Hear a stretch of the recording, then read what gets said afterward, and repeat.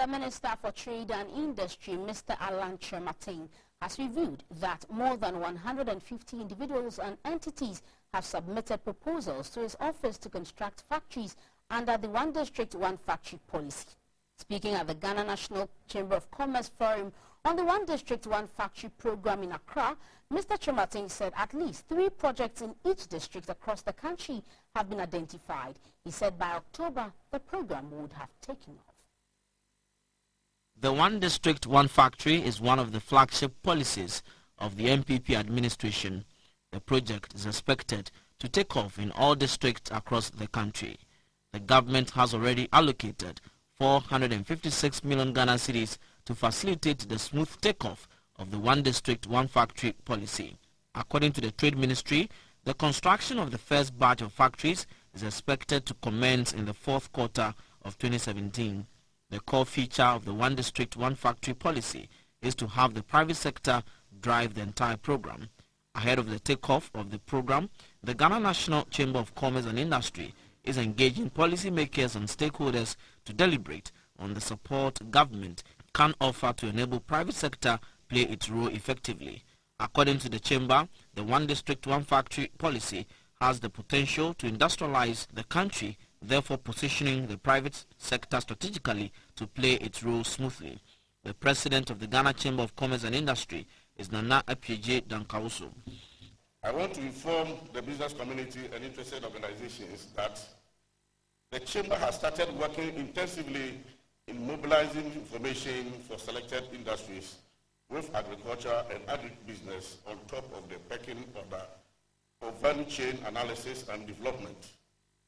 This is obviously in relation to the One District, One Factory policy, and the Chamber is seeking collaboration with governments, local and international partners in undertaking the necessary research. The Minister for Trade and Industry, Mr. Kyerematen, said all the necessary steps have been taken for the program to commence. This is not an old program, and in the last MPP administration, when it was first introduced, we had the opportunity of identifying over 300 potential projects. 300 potential projects for all the districts.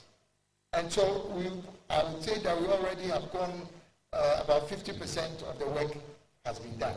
He said both local and foreign investors have expressed commitment in the policy, and government will work to create the right environment for the establishment of these factories. The introduction of this policy initiative has already received enthusiastic response from the business and investor community, both local and international.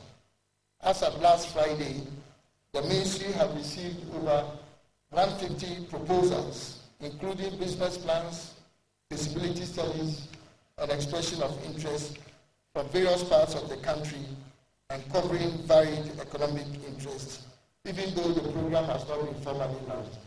So, as is always the case, what the government needs to do is to provide direction, and the business community will always respond.